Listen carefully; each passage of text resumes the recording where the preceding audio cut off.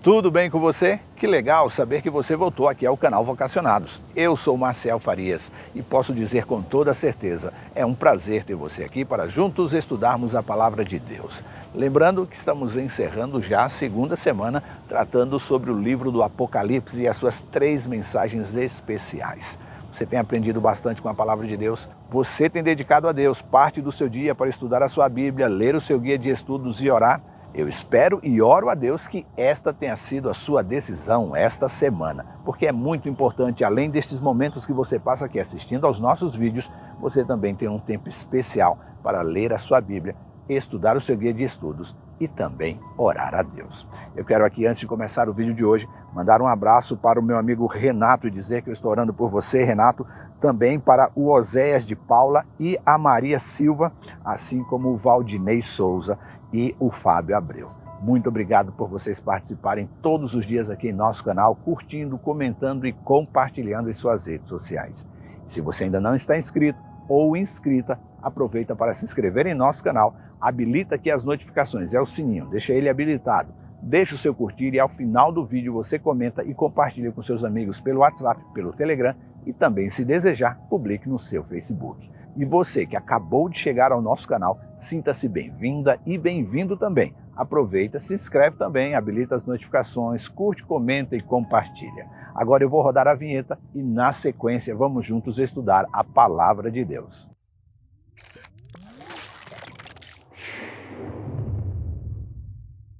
Diz a Bíblia: temam a Deus e deem glória a Ele, pois é chegada a hora em que Ele vai julgar.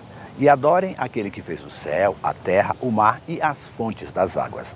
Apocalipse 14, versículo 7. Durante os dias desta semana, fomos guiados pela Palavra de Deus a olharmos para os dias futuros, os últimos da história deste mundo.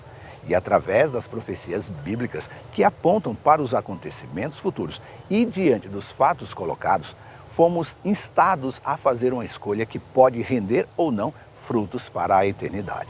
E todos os personagens e elementos que foram apresentados esta semana apontam para uma ação que Deus fez, faz e que fará até que enfim culmine com a sua volta à terra no grande dia do juízo de Deus para assegurar a cada um uma recompensa por suas escolhas e ações.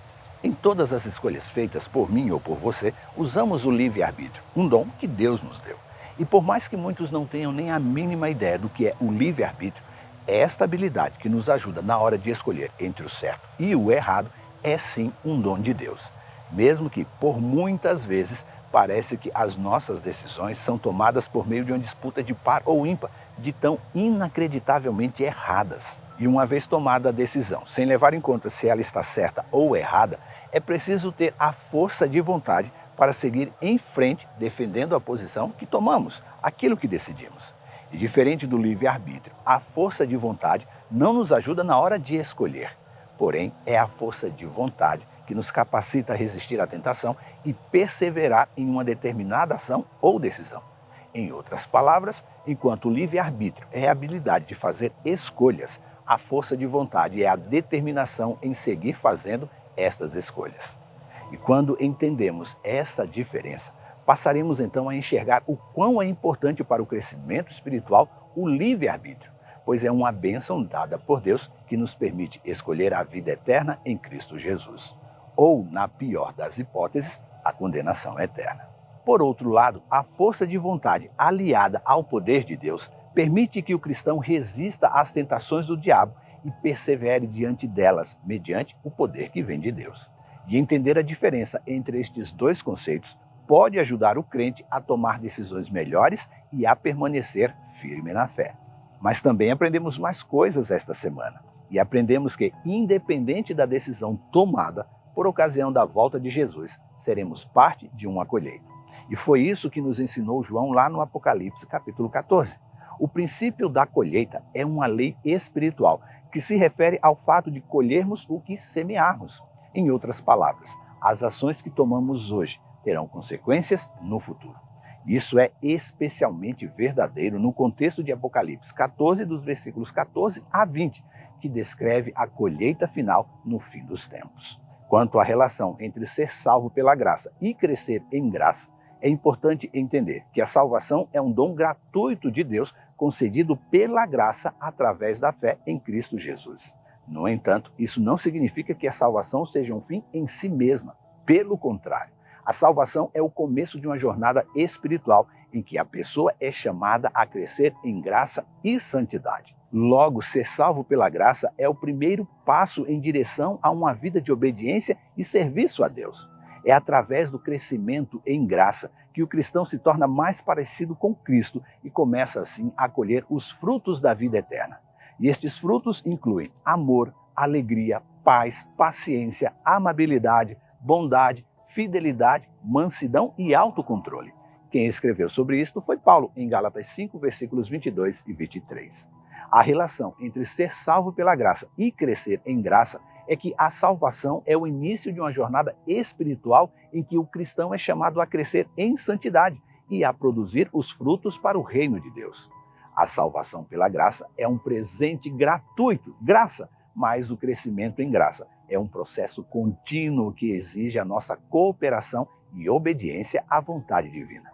Aqueles que se dedicam a este processo colherão uma vida de bênçãos aqui na terra e, no final dos tempos, a vida eterna no céu. Comparar o crescimento espiritual com a colheita exitosa nos dias do Antigo Oriente era uma relação até muito fácil, pois ali ajudava na compreensão quem tivesse ali acesso aos escritos de João, pois a população a seu tempo vivia predominantemente da agricultura e dominava as práticas do plantio e da colheita de grãos. Hoje, compreender essa relação fica até um pouco mais difícil, até porque mais de 70% da população mundial vive em grandes centros urbanos. O certo é que existem vários elementos necessários para o crescimento das plantas que podem ser comparadas ao nosso crescimento espiritual. Toda planta para crescer e se desenvolver precisa de água. E assim como as plantas precisam de água para crescer, nós também precisamos estar conectados com a fonte da água viva que é Jesus. João 4,14. No processo de desenvolvimento das plantas, elas também precisam de nutrientes. E na vida cristã, se negligenciarmos o alimento espiritual diariamente, não cresceremos e seremos sempre raquíticos, pequenos em nossa fé. Assim, precisamos de alimento espiritual para crescer em nossa jornada espiritual.